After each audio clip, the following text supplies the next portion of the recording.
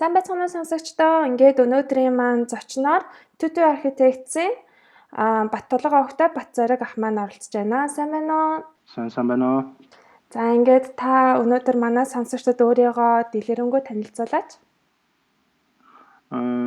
Наваг Бацориг гэдэг Туркийн Стамбул хотын Мимарсанын нэрэмжит соёл урлагийн сургууль архитектур мэргэжлээр 2011 онд төгссөн байгаа.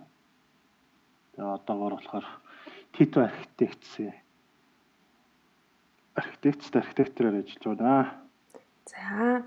Тэгээ хоёлаа шууд асуулт руугаа оръё. Эхний асуулт маань архитектур гэж таны бодлоор яг юу вэ? Та юу гэж тодорхойлох вэ гэдэг асуулт байгаа. За одоо миний ч бүр яг өөрийнхөө тодорхойлох нь ч бас яг одоогоор бол нэг тийм амар туршлагатай ч бас болоогүй байна л та. Тэгэхээр ерөнхий яг энэ тентхийн янз янзын хүмүүсийн хийсэн мундаг архитектуруудын янз янзын хийсэн юмнуудыг ерөнхийдөө хараад явж байгаа. Тэгэхээр тэндээс нь ерөнхийдөө Америкийн нэг архитектурууд байхгүй юу? Архитектор гэж бас зохиолч, тэгээд бас артист маягийн нэг тийм Вито Акончи гэдэг нэг тийм архитектор үүдээ. Тэрний хэлснээр бол яг архитектор гэж яг юу вэ гэхээр зөвхөн орон зай биш. Зөвхөн архитектур бол зөвхөн орон зай биш, бас давхар цаг хугацаа гэж хэлсэн мэт юм билээ. Тэгэхээр яг миний бодлоор бол яг тэрнтэй бас нэлээд жоохон санал нэг гэдэм үү зөвхөн орон зайг ингээд хийгээд явахтаа биш, зөвхөн тэрнийг бас цаг хугацаа бас тэрийг бас төлөөлж байдаг болохоор бас цаг хугацаа гэдэг юм бас айгүй чухал юм болоо зөвхөн орон зайд одоо гэрэл юу материал юу гэдэг те тэр нь биш. Бас давхар бас цаг хугацаа гэдэг юм бас айгүй чухал юм шиг. Ягаад энэний хийсүүг надад их зүгээр таалагдаад өгдөө. За. Одоо цаг хугацаа гэдэг нь одоо он цагийн хугацаанд тухайн барилга маань одоо олон жил байж байгаа тэр цаг мөч болгоно тохирох гэсэн утгаар хэлж байна уу? Эсвэл тийм ерөнхийдөө тэгэл одоо цаг хугацаа гэдэг маань угаасаа бүхэл юуг илэрхийлж байгаа юм л да. Зөвхөн одоо энэ орон зайг хийж эхэлж явах явцанд хүртэл ингээд цаг хугацаа орцсон байгаа. Түүнээс тэгээ тэрийг одоо хийж явах зурж явах цаг хугацааны явж ил байна, бүтэж явах чинь ч гэсэн цаг хугацаа явж байна. Тэгээд цаашлаа бүр баригдаад эхлэнгүүт хүмүүс ороод дотор нараад амьдраад эхлэхэр ч гэсэн бас цаг хугацаа. Тэрний нэг үндсэн нэг бодол нь явж ил байна гэсэн нэг тиймэрхүү санаа гэж ойлгоод байгаа шүү дээ. За сонирхолтой байна тий. За тэгвэл хоёр дахь асуулт маань та яагаад архитектор болохоор шийдсэн бэ? Яг энэ мэргэжил рүү ороход юу хөтөлсөн бэ? Тэгээ төсөөлж байснаас чинь энэхүү мэргэжил хэр ялгаатай байсан бэ тий? Юун дээр бол яг архитектур мэргэжлийг бол яг сонгохдоо бол би бараг сонгоогүй ээж маань сонгож өгсөн мэт. Ээж маань сонгосон ч яг ерөөхдөө 10 жилийг төгсөөд яг ямар мэргэжлээр сурах уу яах вэ гэдгээр нэг сайн мэдэхгүй байсан. Тэгээ 10 жилдээ нэг жоохон зурдаг хүүхэд байсан. Тэгээ ерөөхдөө ээж маань намайг яг юун сонирхолтой вэ гэдгийг айгуусаа хараад ерөөхдөө чи ийшээ сориод үзэх гэсэн санал тавиад. Тэгээ ерөөхдөө архитектурын мэргэжлийг сонгосон. Тэгвэл яг юу хийдгийг ч гэсэн бас их сургуультай орчоод бас нэг мэддэггүй байсан. Яг за байшин байрна, яг байшинг яг юуг нь хийх юм, дизайныг хийх юм, гол нь яг юу хийх юм гэдгийг бол нэг сайн мэддэггүй. Тэгээ ерөнхийдөө яг сургуулийнхаа хагас семестрээс баг ойлгож эхлээд. Тэгээд ерөнхийдөө мэргэжилтэй ер нь их дуртай болж гисэн. Ерөнхийдөө энэ миний хийж чадах юм бол ерөнхийдөө баг энэ юм байна гэсэн дүгнэлтэн түрээд мэргэжилтэй их дуртай болсон. Та 10 жилээ төгсөө шууд Турк руу явлаа. Үгүй би тест 1-р курс орчоод тэгээд Туркийн шалгалтанд өгөөд тэнцээ тэшигээ явсан байгаа. За. Дараагийн асуулт маань болохоор та оюутан байхдаа энийг илүү их хийж судалдаг байжтэй гэсэн тийм харамсдаг ч юм уу эсвэл одоо оюутан байгаа залуучуудад зөвлөгөө байгаа юу? Манай подкастын бас нэлээд сонсогч нар нь оюутнууд байгаа. Харин энэ дээр нэг юу байдээ болно. Яг нэг тийм амар харамссан нэг юмнууд оюутан байхдаа нэг байхгүй л дээ. Яг суралцах явцдаа жоохон өвшөө их илүү хичээсэн бол магадгүй өвшөө их илүү юм сураад өвшөө их цаг цагийг бас илүү үр ашигтай өнгөрөх байсан баг гэдэг цаг хугацаанд бас жоохон харамсалтай юм байна. Гэхдээ тэрнээс гадна хамгийн их боддог юм маань бас болохоор яг тэнд оюутан багтаа ч гэсэн ажиллаж исэн. Тэгэхдээ тэнд нөгөө яг ажиллаж их завсраа илүү өшөө бүр туршлагатай илүү сайн архитектурын компанид ажиллаж исэн бол магадгүй Монголд үрж ирээд харах өнцөг маань ч арай өөр байх байсан болов уу гэдгийг яг нэг тиймэрхүү нэг юм харамсамж одоо яг хаашаа юм бас өшөө илүү их юмыг харах байсан болов уу гэдэг л туршлага суух байсан болов уу гэж бодоод идэв. Тэгтээ яг Монголд ирээд угаасаа нэг амар туршлагатай ширээгүй. Тэгээд ажиллах ч гэсэн ерөөхдөө бас Монголд ирээд бас нэлээ шоконд орж ирсэн.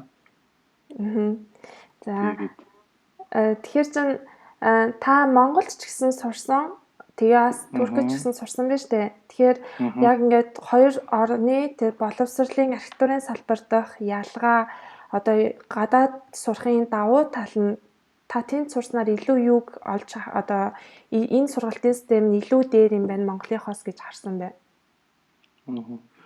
Ер нь Турк Монголынх бол хамаагүй ялгаатай л та. Гэхдээ Туркийнх болохоор ерөнхийдөө тийм юу Дач скултэй гэх юм уу? Ерөнхийдөө Герман скулүүдтэй.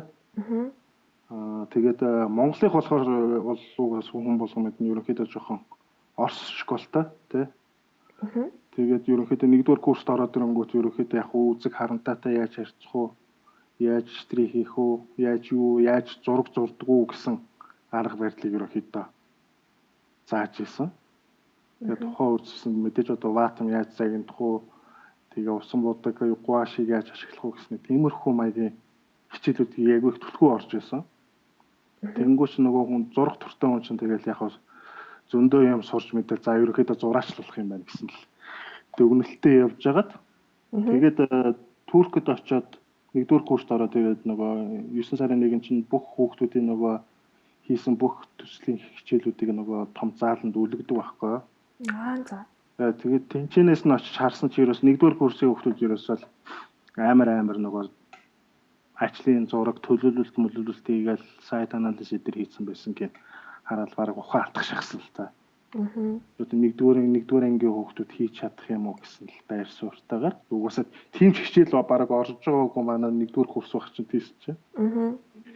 Тэгээд ерөнхийдөө бас нэлээд нухлуулсан л та. Тэнд очиод тэгэхээр ерөнхийдөө тэнд бол яг юу сурсан байг гэвэл ерөнхийдөө яаж одоо тийм хурдан тесрэлтийг яаж хийх вэ? Одоо нэг юунд ингээд нэг төлөвтийг хийж яхад зөвхөн ингээд тэрийг ингээд анханаас ингээд бодоод ингээд нарийн чимба биш. Тэрийг шууд болоод магадгүй энд нь юм асуудал гарчлаа гэхэд энд нь энийг яаж одоо шийдэх үү гэсэн нэг тиймэрхүү арга барилаар ерөөхдөө одоо функционал юунуудыг айгүй тийм шахуу функционал дээр суурилсан.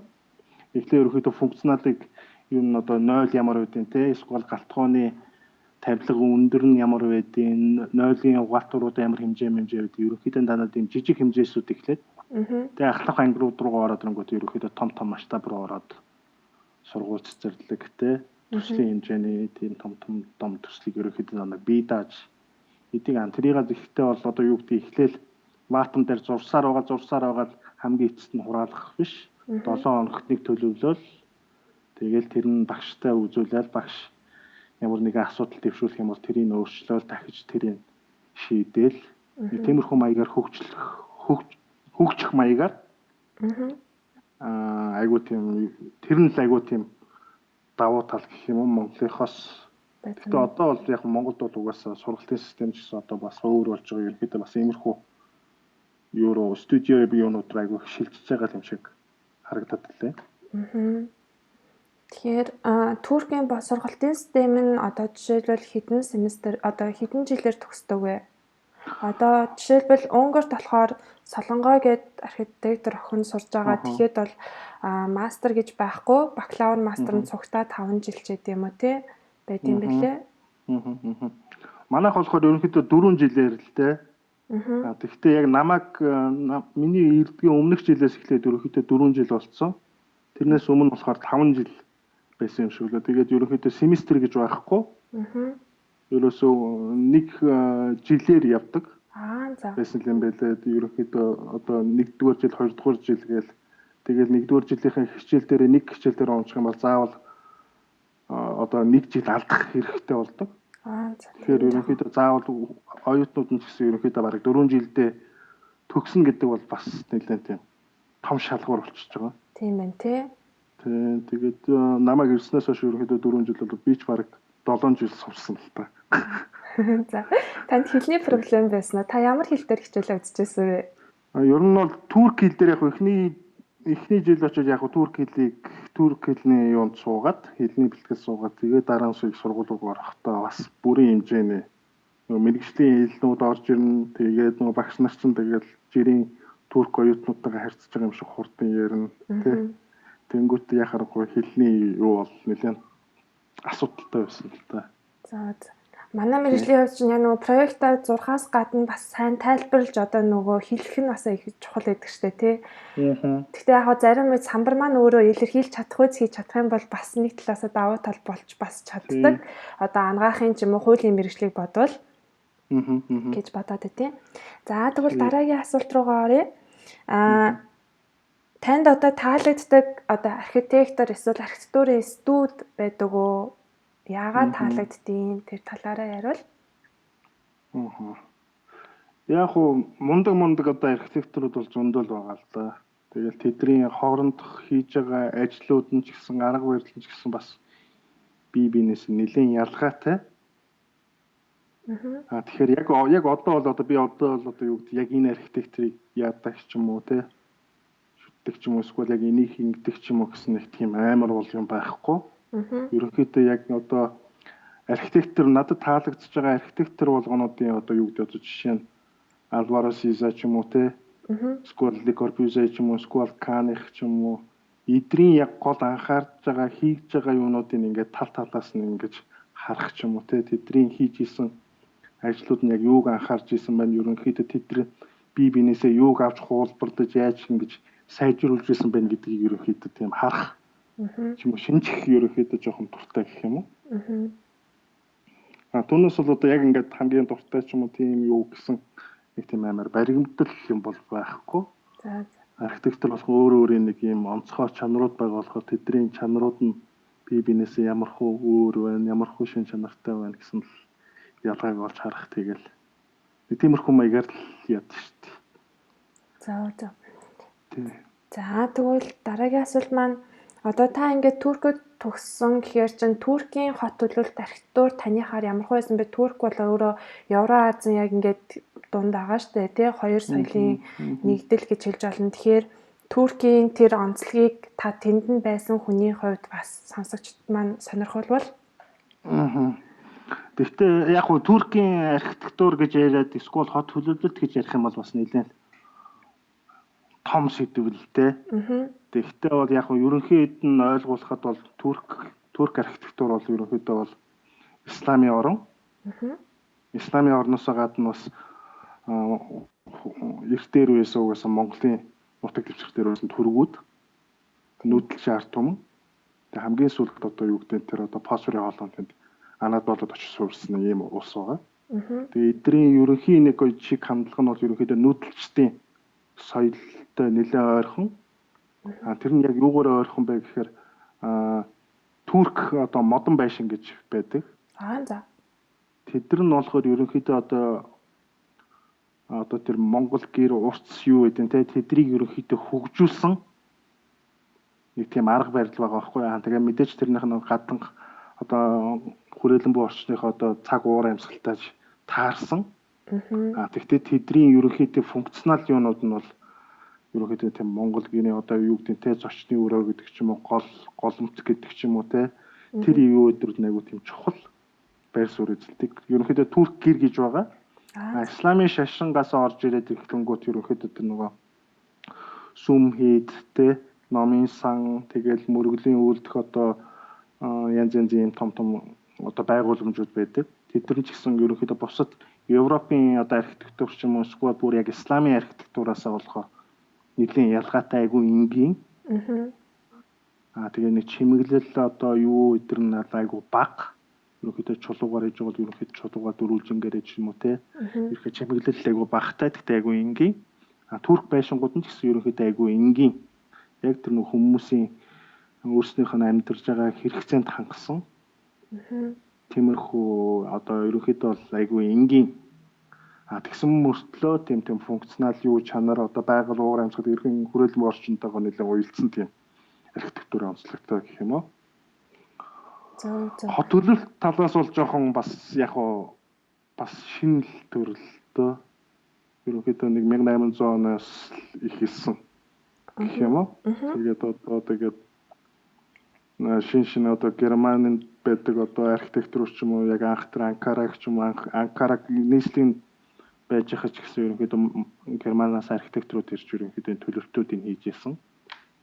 Ерөнхийдөө бол яг хот төлөвлөлт талаас шинэ боловч бас нэлээд манай Монголтой харьцуулбалгүй айгу том хөгжиж байгаа тийм сэдв. Гэхдээ хаа газрын хот төлөвлөлтүүгээс мэдээж асуудалтай тий. Тийм юунотойгоо тэрийг яаж шийдэх үү гэсэн байнгын маргалдаан мэтгэлцээний дунд үүрнжил байгаа юм л да.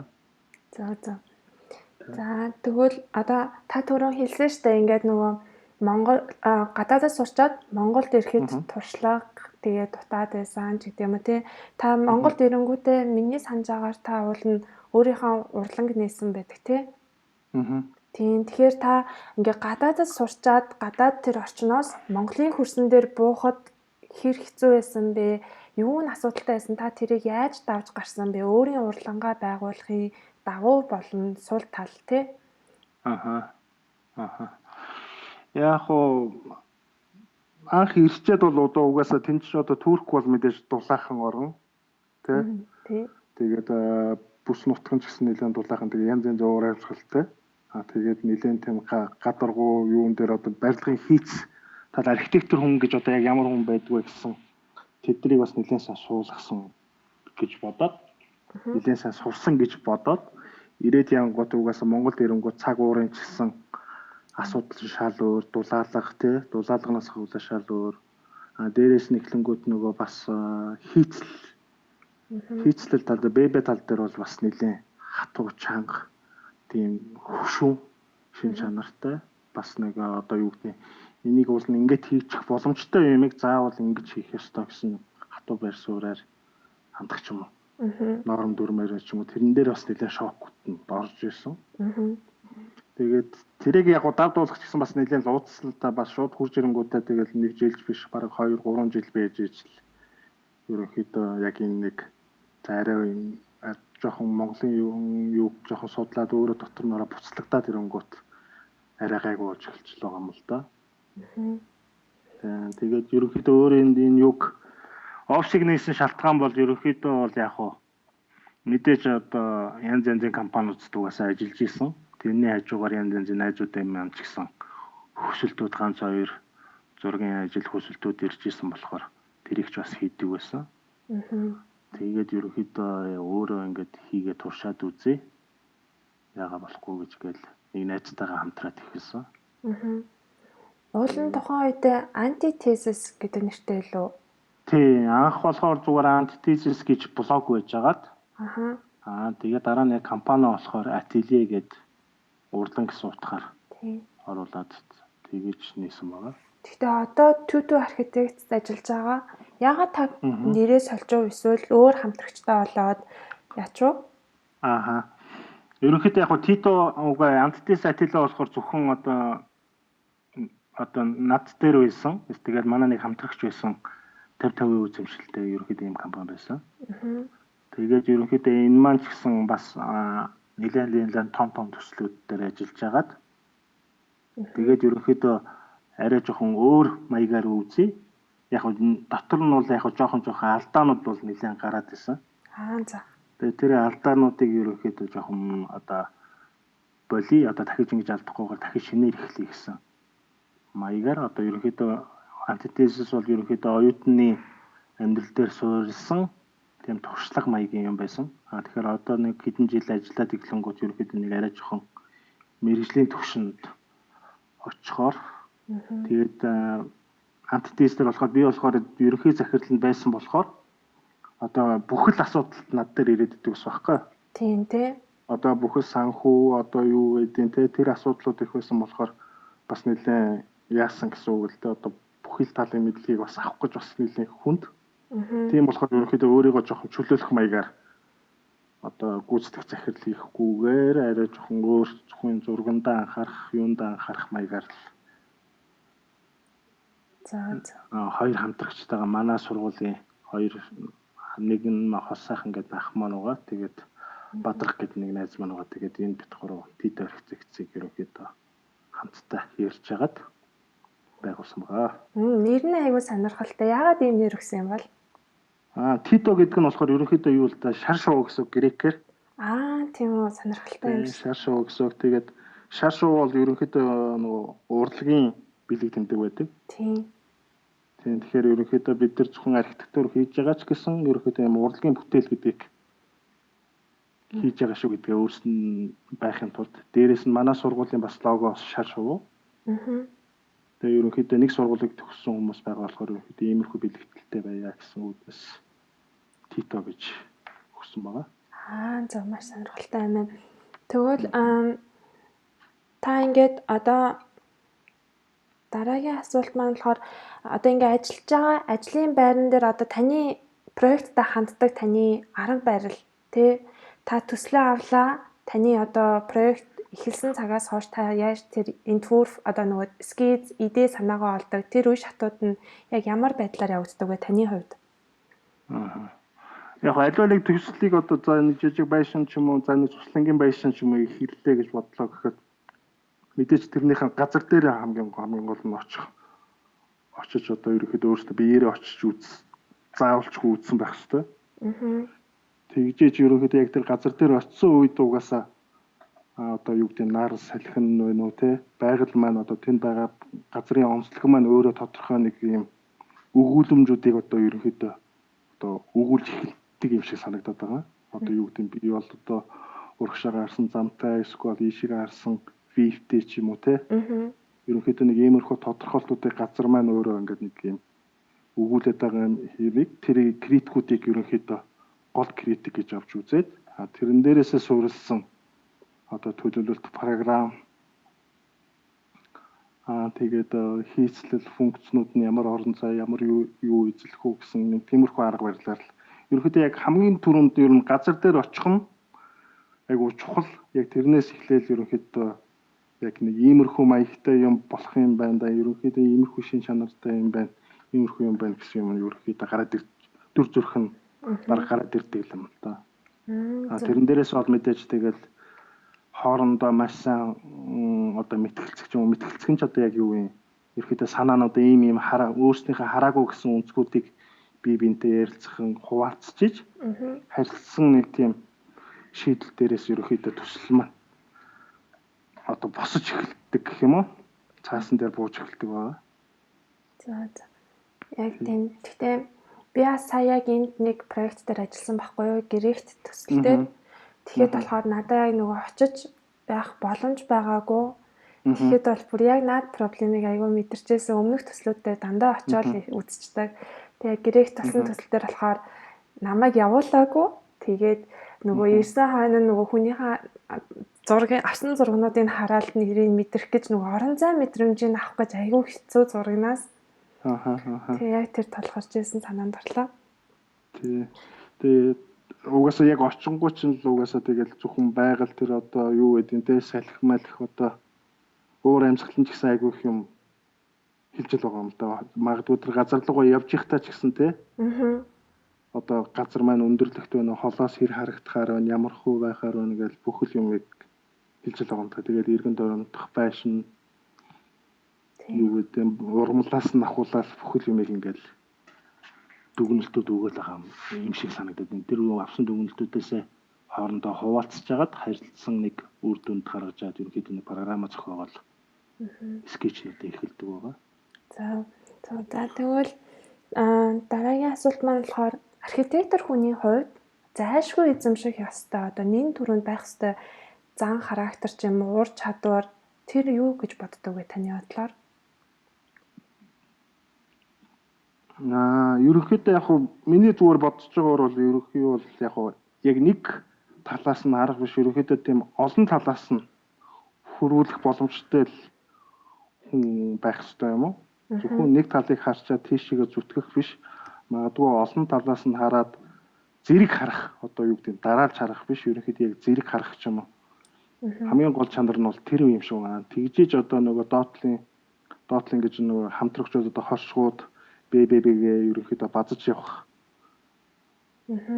Байд юм шиг байгаа. Тэгжиж нөгөө төслийг ахлаж одоо төслөө яг эцсийн үр дүнд нь аваачих юм бол яг тэр хамгийн анхны тэр одоо талаас нь харах тэр анализуудыг хийж байгаа юунуудыг гэсэн яг адилхан зургийн үе шат болгонд тэр бас байгаа байхгүй юу? Одоо магадгүй ингээл түрүүн яг ярьсантай адилхан наран урдаа байвал хойноос нь салхитай байвал ямар байх вэ? Энд нь юу байх вэ гэдэгтэй яг адилхан зураг хийж ихэ салхивчуд нь хаана байрлах вэ?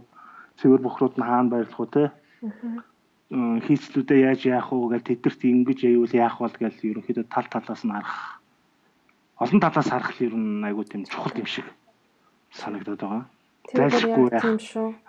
Тийм тэрнээс гадна тэгээд тэрнээс дараа нь бол тэгэл төслөө сайн илэрхийлдэг байх хэрэгтэй. Тэгэл төслөө сайн хамгаалдаг байх хэрэгтэй. Гэсэн зөндөө чин чанарууд байх болов уу? Гэхдээ хамгийн чухал нь ер нь нэг тал биш, олон талыг харах чухал юм шиг санагдаад байдیں۔ Зөв. Харин яг тийм шүү. Одоо яг нөгөө проектыг хийж байхдаа бас хийцлийн мэдлэг одоо талын мэдлэг нь нэлээд сайн одоо тэр талын наад захын мэдлэгтэй байхгүй болохоор агаар юм хийчих гээд байдаг. Тэгээд одоо бас энэ чинь нөгөө технологи хөгжсөн бас өөр гоё шийдлүүд байдаг. Би бас нэг проект дээр ажиллаж байхдаа хэтэрхий хөшүүн хийгээд тэгэнгүүт одоо хийцэн маань инженер ч юм уу те илүү тийм гоё уян хатан чанар одоо тэр боломжуудыг ингээ хилээд явангууд бас энэ талаас нь ч гэсэн бас уулын судлах хэрэгтэй гэж бас бодож байсан. Тийм. Тэгвэл та бас одоо ингээд сургуулаа төгсөж байгаа хавцтай ч гэсэн одоо ч гэсэн ер нь бол блог хөтэлдэг штэ тий. Та яагаад одоо анх блог хөтлөх болсон бэ? Тэгээд блог хөтлснөөр танд давуу тал юу гарсан бэ ч юм уу тий?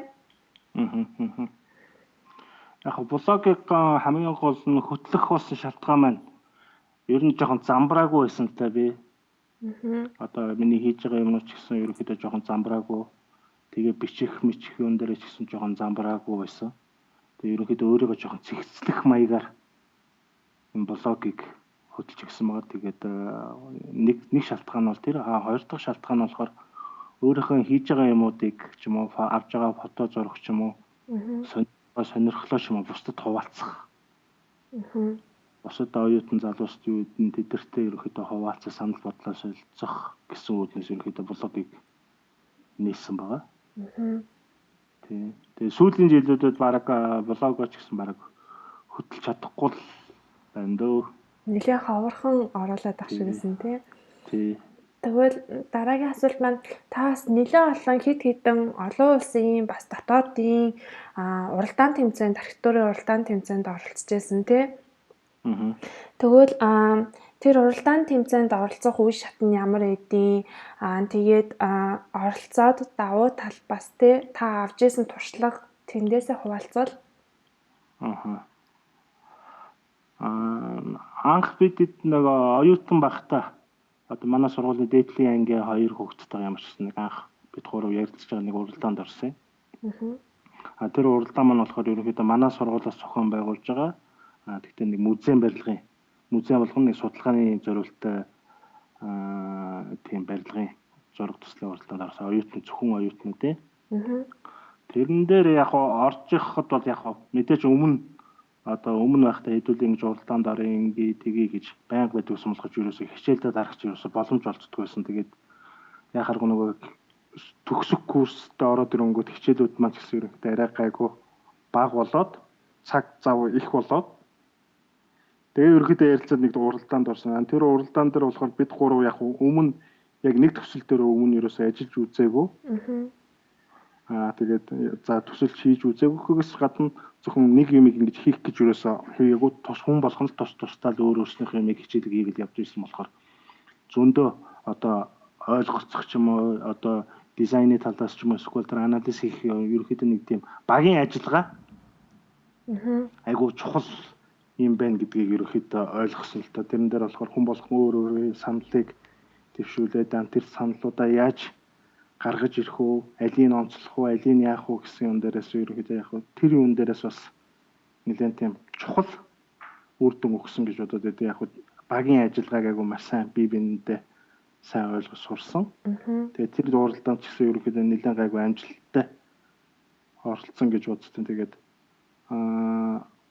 тэрний дараачийн оролцох болсон юунууд маань ч гэсэн баг 2 дугаар байранд орсон болохоор дараачийн уралдаанд орох урмыг өгсөн болов гэж бодсон шүү дээ.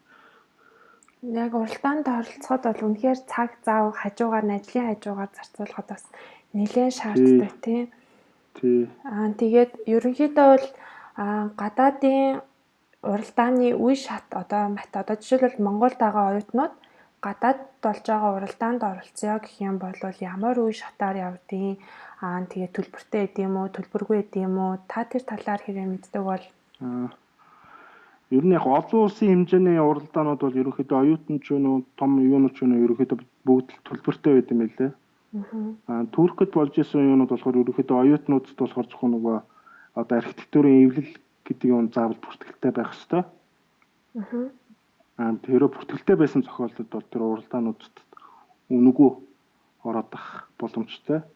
Тэгээд хамгийн гол нь уралдаанаас юу сурах вэ гэхээр мэдээ тэр уралдааныг хийж яхад нэгдүгээр тэр багийн ажиллагаа гэдэг юм айгуу сайн сурж байгаа. Цаг ашиглалтыг бас айгуу сайн сурж байгаа юм тий. Тэгээд ерөнхийдөө тэр концепцийг илэрхийлэх аргыг яаж бас айгуу сайн сурж л байгаа юм л да. Тэгээд ерөнхийдөө сургууль дээр зааж байгаа багш нарын зааж исэн юмнуудыг бас яаж илэрхийлж гаргах, юу сурсангаа бусдтай харах ч юм уу, бусдаасаа өөрийгөө дүгнэх ч юм уу. Тиймэрхүү боломжуудыг айгуу их авдаг. Одоо жишээ нь уралдаанд орохын нэг юу бол би яг хаана яваад байна тий. Тэрийг олж харахад айгуу тийм тусалцаа өгдөг гэх юм уу. Тэгээ бусад том уралдаанууд гэх юм бол мэдээж одоо манай Монголд явагдаж байгаа уралдаануудыг бодвол хамаагүй өөр. Одоо жишээ нь уралдааны зар гэхэд хагас жилийн хугацаатайгаар ч юм уу 3 сараар ч юм уу ерөөхдөө уралдааны зар яваад тэн дотор орох орохгүйгаа хүмүүс нь шийдээд тэгээд өгж байгаа өгдөл даалгаврууд нь маш тодорхой ойлгомжтой байдаг.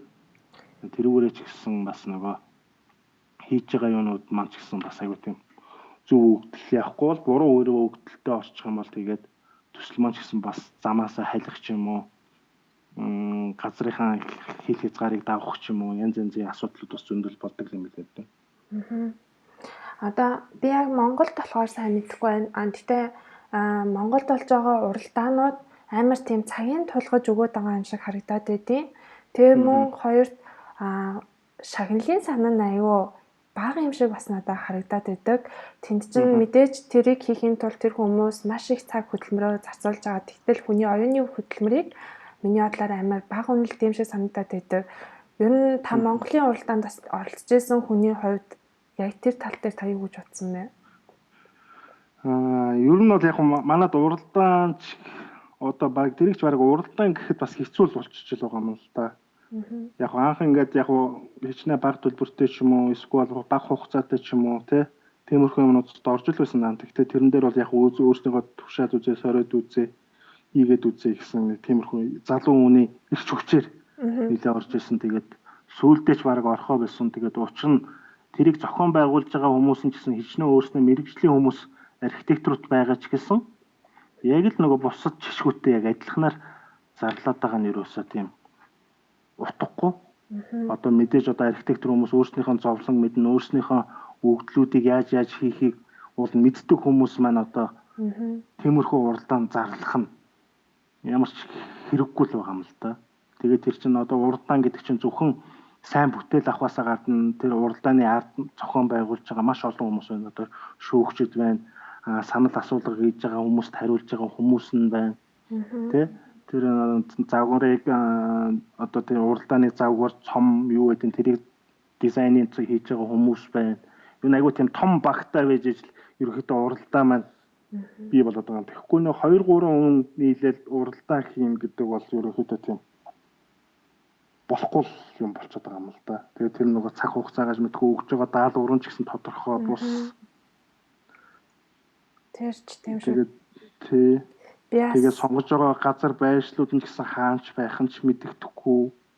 Яг үнэндээ. Тий. Би бас нэг Монголд саяхан нэг уралдаан байна гэд материалыг хараад сонирхгүй. Тэгсэн чинь үнэхээр нэг 2хан шиг файл одоо нөгөө хуудас материал байсан. Дотор нь тэгээд ингээл болоо юу гэсэн чинь ийм л материал байгаа гэхдээ би бүр одоо энэ материалаар хүн тэгээд дизайн гаргаад цаашаа хөгжүүл тгээ явах уу гэх ингээд аймаг эргэлзээтэй санагдчихсан л та. За тэгвэл дараагийн асуулт маань болохоор таны бодлоор Монгол архитектур гэж одоо та юу хэлэх вэ? Бидний онцлог таныхаар юу вэ гэдэг та яг өөрийнхөө хувь хүний талаас хардгаа хэлвэл. Монгол архитектур гэвэл одоо би ч бас сайн хэлж мэдэхгүй л байна л да. Ерөнхийдөө бас нэг өөрөө ч гэсэн бас ирэл хайгуул хийгээл яг юу юм бол гэж бас гайхаад явж байгаа хүн. Тийм болохоор яг шууд ингээ хэлэхэд бас айгүй хэцүү байна. Тэгээд миний зүгээр яг ойлгож байгаагаар бол одоо Монгол архитектур гэхээр гэр гэдэг ч юм уу тий. Эсвэл одоо сүм хийдийн барилга ч гэдэг юм уу. Эсвэл нэг тийм юунууд гэдэг ч юм уу. Тэр нь жоохон буруу юм шиг байгаад байгаа. Одоо яг тэрүүгээр хөгжинэ гэвэл. Ерөнхийдөө Монгол архитектур бол ерөнхийдөө нэг нүүдэлчин хүмүүсийн одоо юу гэдэг гэр бол ерөнхийдөө нүүдэлчин амьдралын хамгийн төгс одоо сууц гэх юм уу тий. Одоо бид нар чинь одоо хотод амьдарж байна, байшинд амьдарж байна гэхээр гэрт байгаад иж болохгүй. Тэгэхээр энэ Монгол архитектур маань одоо бас нэг өөрөө ингэсэн нэг тийм одоо юу гэж хэлэх юм те одоо яг тэгээд шууд хэлчихэд оноочход бас хэцүү. Гэхдээ Монгол архитектур бол Монгол хүний оюун ухаанаас гарч байгаа л ямар нэгэн дизайн шийдэл байх юм бол тэр бол миний бодлоор баг Монгол архитектур юм болов уу? гэж бодоод байгаа. Гэхдээ тэр нь одоо юу гэдэг гадныхаас хуулбарлаад авах биш. Ерөнхийдөө яг Монгол хүнд зориулсан функционал тим аж ахуй соёлд зориулсан тий. Одоо жишээлбэл монголчууд ч ингээл хоол хийх, баяр наадам тэр болгонд нь функцэн таарсан байх юм бол тий. Баяр наадамд таарсан одоо юу гэдэг ичээ хадгалах юм одоо өөр юу хадгалах юм тий. Тэрэнд нь таарсан л юу байвал Монгол архитектур юм уу? За. гэж бодоод байгаа шүү дээ. Тантай ч гэсэн санал нийлж байна. Тэгвэл та хамгийн сүүлд одоо яг ямар проект дээр ажиллаж байгаа вэ? Тэгээ Монголд яг зураг төслийг бодит одоо баригдах хүртэл нь явагдах явцад тулгардаг хамгийн гол асуудал нь танихаар юу вэ? Ер нь бол яг хамгийн сүүлд гэж байгаа бол одоо ерөнхийдөө жоохон интерьер хийж ил байна. Сүүлийн хэдэн сар бол.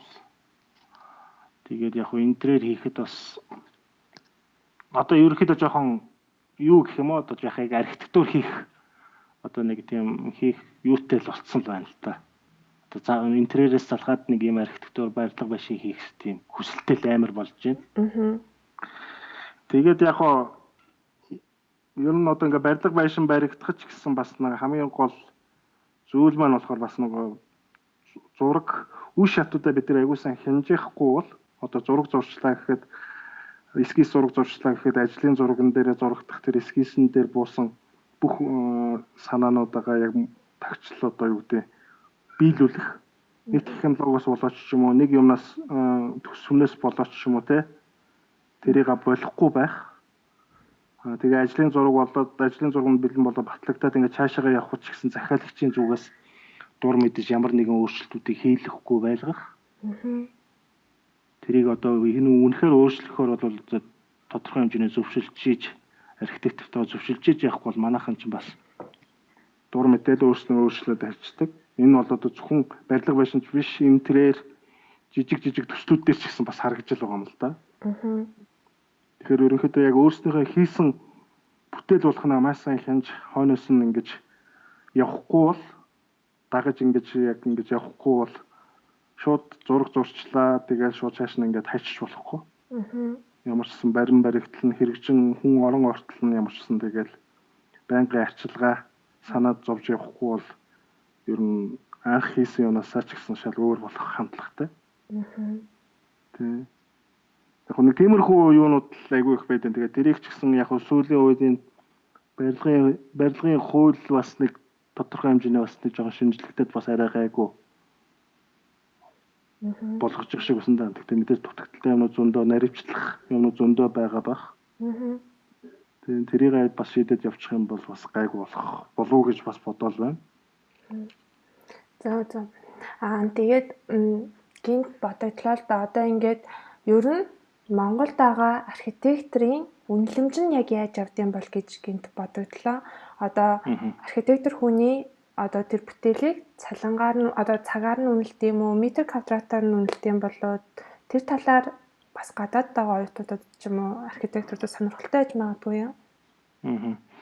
Ерөнхийдөө яг манад бол ерөнхийдөө метр квадратаар л үнэлдэг юм л да. Одоо жишээ нэг захиалагч явж ирээд за нэг иймэрхүү байшин байрна, ийм тэдэн давхар байшин баримаар байна, иймэрхүү үйлчлэгээ явуулмаар байна. Гингүүт ерөнхийдөө газрын харьцаанаас нь хамаарат нэг тооцоол гаргаж байгаа. Одоо танаа барилгач нь ерөнхийдөө нэг иймэрхүү метр квадратаа болох юм байна.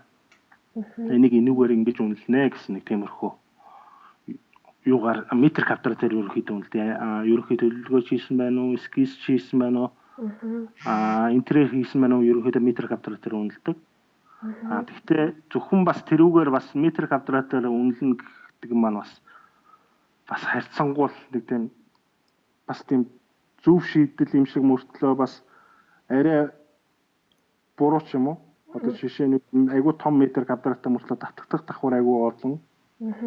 Эдэг ч юм уу. Эсвэл айгүй тийм яг тийм байрлал мөртлөө эсвэл яг хажууд нь дотор айгүй олон талын функционалтай. Гэхдээ яг адилхан метр квадраттай гэхээр дотор нь орж байгаа тэр нөгөө төвөгшлтүүд нь ямар хуу байхасаа бас хамаарч бас үнүүдийг өгөх нь бас айгүй чухал юм болов уу гэж бодод байгаа. Одоо манай энд болохоор ингэдэг байхгүй юу? Метр квадратаар ч өгдөг. Эсвэл бас цагийн үнэлэмжээр ч өгдөг. Одоо тухайн проектод зарцуулж байгаа цаг тухайн нөгөө проектын хэмжээнээс яг түрүүний хэлсэн төвөгтэй байна уу, төвөггүй байна уу гэдгээс нь хамаарат аль болох захиалагч болон архитектор аль нь вин байх тэр зарчмыг сонгодог. Тэгээд ерөнхийдөө болохоор ингэснээр одоо хүнд хэцүү одоо барилга байлаа гэхэд захиалагч маань ингээд төлөвлөлтөнд таарахгүй дахиад өөрчлөл ингээл яваад тахаар архитектор хүний хувьд бас айгүй хэцүү. Нэг проектээр маш олон цаг суухаар нэг талаас айгүй төвөгтэй олж ирдэг метр квадратаар нь явахаар зарим тохиолдолд түрүүн хэлсэнчлэн давтагдах давхартай байх юм бол бас захиалагчтай хэцүү ч гэдэм юм тий. Тийм байгаад идэв. Тэгээд манай энэ болохоор одоо яг ийм ахлах архитекторын цагийн үнэлэмж нь болохоор 100 евроогоос эхэлдэг. Метр квадрат нь болохоор проектоос хамаарат эхэлдэг. Тэгээд метр квадратын хувьд одоо тухайн проектын хувьд цонхноос ахуулаад шалны материалаас ахуулаад хамгийн хямдханаас хамгийн үнэтэй байж болох тийм үнийн сангийн амар гоё номнууд жил болгон гарч ирдэг. Тэрийг бас харж байгаа тийм. Тэр нь ингээд яг жил болгон актуал болгоод хэрэгцсэн төслүүд дээр яаж ашигласан байна уу гэдэгтээ ингээд агуулмжтай ингээд гарч ирдэг. Тэрийг бас харж агаад үнийн дүнгээ тооцдог юм билээ. Тийм. За тэгвэл дараагийн асуулт маань болохоор та одоо Монгол улсын Монгол улс гэхээс илүүтэйгээр Улаанбаатар хотын төлөвлөлтийн цаашдын ирээдүйг хэрхэн харж үнэлж байна вэ? Одоо энэ маш олон орон сууц баригдаж байгаа. Хажуугаар нас бидний гэр хороол байсаар л байна. Дэд бүтц маань хөгжихгүй л байна тий. Тэгвэл та энийг таны хувьд бол одоо хараад гарц шийдэл байгаа гэж боддгоо. Эсвэл байгаа бол та тэрийг одоо ямар хуу байдлаар гэж хардаг вэ? Яг Улаанбаатарын бол яг ерөнхий төлөвлөгөө уул нь ингээд хийгээл 18 он, 20 он гээл 30 он мөн гээл хийгээл байгаа. Тэгэл тэрийг хийхэд бас зөндөө цаг мөнгө зарцуулдаг юм шиг байгаа. Гэтэ хамгийн гол нь тэгж хийчихэд яг тэгнийхэн дагуу ерөнхийдөө манайхан бас нэг тийм хатуу байж чадахгүй. Одоо юу гэдэг үндэсний цэцэрлэг төрөлн бол одоо хойдлын тэр барилгууд бол бараг 10 оноос ч юм уу 11 оноос эхлээл газар зараад ирсэн шүү дээ. Одоо барилгачиж эхэлсэн гэх юм уу? Тий. Тэгэхэд барилгачхад одоо тэнд гол замууд нь юу байх юм те? Газруудаа яаж гэрээдэл зарах юм те? Борлуулах юм. Тэр юунууд нь ерөөсөй байхгүй. Одоо ингүү чин тэр үндэсний цэцэрлэг төрөлнгийн хойдлын тэр хороол бол одоо юу гэдэг юм? Айгу үнэтэй байшингууд. Тэгэхдээ одоо юу гэдэг хороол юм уу, нэгдүгээр хороол ч юм уу, 10 дугаар хороол ч юм уу. Тэдэртээ ямар ч ядгаагүй. Ямар ч цэгцгүй сургууль цэцэрлэг бүр доор сургууль цэцэрлэгч байхгүй тий автобусны буудлын эдгэрэн ч бас яг үнэ. Айгуу тийм одоо дээд бүтцийн юмуд нь бас хэцүү. Одоо тэнд одоо нэг хөгшүүн яаж очихоо ч бас мэдэхгүй. Яг нэг тиймэрхүү юмнууд дээр бол яг нэг уул ингээ шинээр юм хийгээд байгаа мөртлөө тэрийг айгуу тийм уул ингээ шинээр хийж байгаа ч гэсэн бус нөгөө өмнөх хийсэн алдаанаас ингээ туршлагачаар ч юм уу явна шүү дээ. Тэгэхгүй ерөөсөө алдаага дахин давтаал дахин яагаал тэгэл ерөөсөө ямар докторгуул байгаа юм шиг байгаа. Харин ерөөхдөө төлөвлөгөө гаргаад тэрнийхээ одоо уулын юм өндөржил орон сууцны бүс ингээ бүх бүсээр ингээ ногоон байгуулж энэс ногоон байгуулж энэ хэсэгт нь юу байна гэсэн мөртлөө тэрийг дандаа зөрчил яваад байна гэж байгаа байхгүй. Тэгэхээр яг Улаанбаатар хот яг хөгжил бол яг энүүгээр ингээл хөгжил явах бах. Гэхдээ бүр ингээд одоо асуудлууд зөндөө дагуулсан тэр асуудлыг одоо шийдэхэд бол бас зөндөө цаг хугацааг яг болов одоо 100 ч гэсэн ингээл байна өвлөн гэхэд дутаа мутаа гэл зөндөө юм болж байгаа. Тэгэл ерөөсөө яг энэ маягаар л ерөнхийдөө явах болов гинт гарч ирээд бүр амар өөрчлөгдөн гэж байхгүй. Айгу асуудал өөрчлөгдөх болов гэж бодож байна. За.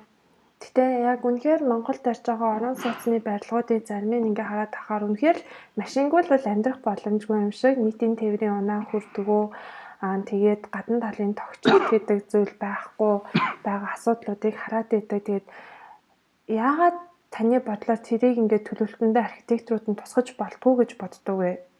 Одоо тэрийг бол бид нар бүгдөө л мэдж байгаа шүү дээ. Ийм байх ёстой гэд. Тэгэхээр одоо энэ захиалагч нарын л тэр карматай холбоотой байна уу таныхаар? Тэгвэл янз энэ бас зөвхөн захиалагчаас хамаарахгүйгээс бас байна. Архитекторууд нь бас өөрсдөнд нь бас заримд нь буруу байгаа. Зарим нь бас тэр талын мэдлэг хичнээн ингээ архитектор сургууль төгсөөд хэдэн жил яасан ч гэсэн тэр чинь ингээл байнгын туршлагатай эсвэл дээр нь байх одоо удирдах ахлах архитектор ч юм уу те. Одоо тэр олон бидний дээр байгаа тэр архитекторууд доор байгаа ажиллаж байгаа тэр одоо архитекторуудыг зөв төлөвшүүлж чадахгүй л байна л да. Ерөнхийдөө дээдлийн ахлах архитектор маань нэг буруу имиж явал доотлын архитектор маань яг дагаад адилхан буруу имиж байна.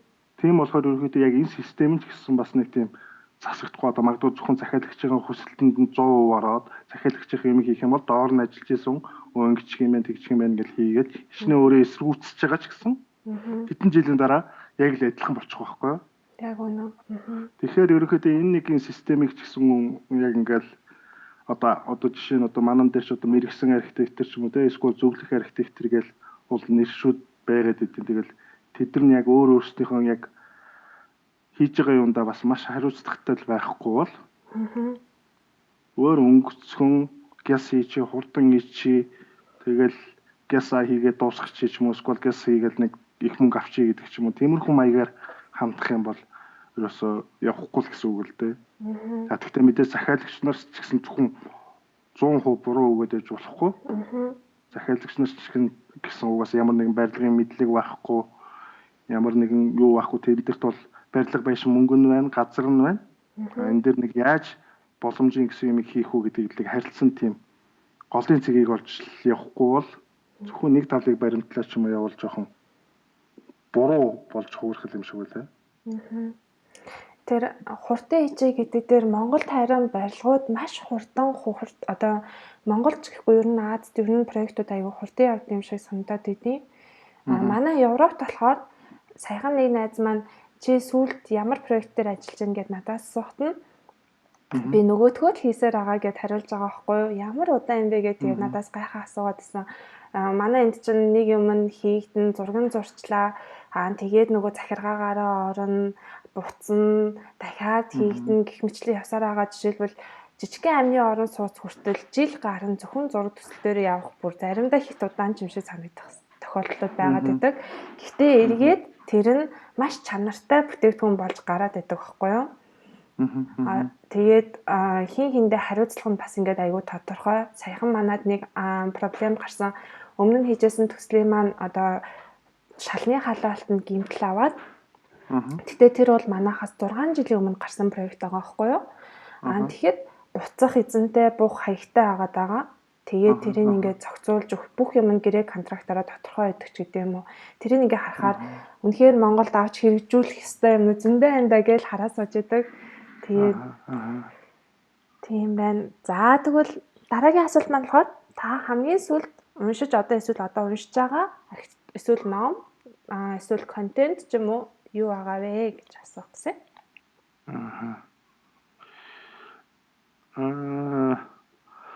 Одоогоос нэг амар нэг юм уншсан ч юм байхгүй л байна л да. Артикл ч байсан байна. Ч бас нэг юм байхгүй.